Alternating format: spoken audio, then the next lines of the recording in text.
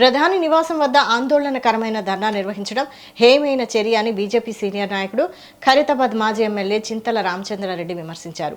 దేశ అత్యున్నత పదవిలో ఉన్న ప్రధానమంత్రి నివాసాన్ని లక్ష్యంగా చేసుకుని నిరసనలు నిర్వహించడం ప్రజాస్వామ్య సాంప్రదాయాలకు విరుద్ధమని అన్నారు. ఇలాంటి చర్యలను బీజేపీ తీవ్రంగా ఖండిస్తోందని పేర్కొన్నారు.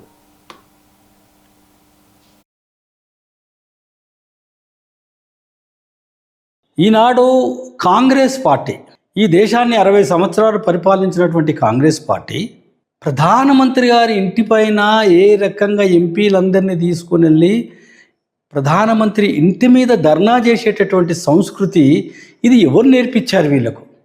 అధికారం చెలాయించినటువంటి కాంగ్రెస్ పార్టీ, గల్లీ నుంచి ఢిల్లీ దాకా అధికారం చెలాయించినటువంటి కాంగ్రెస్ పార్టీ, అధికారం నడిపినటువంటి పార్టీ ప్రధానమంత్రి ఇంటి మీద ఈ రకమైనటువంటి దాడి చేయడం ఇది ఎంతవరకు సమంజసమో ఈనాడు ప్రజలందరూ కూడా గమనిస్తున్నారు.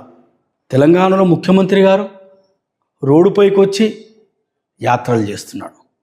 మొత్తం కాంగ్రెస్ పార్టీ మంత్రులందరూ కూడా, తెలంగాణ మంత్రులందరూ కూడా ఈనాడు రోడ్డుపైకి వచ్చి నీట్ పేపర్ లీక్ అయింది, ప్రధానమంత్రి ఎడ్యుకేషన్ మినిస్టర్ రాజీనామా చేయాలని చెప్పని మీరు ఏదైతే మాట్లాడుతున్నారో ఇది ఎంతవరకు సమంజసం?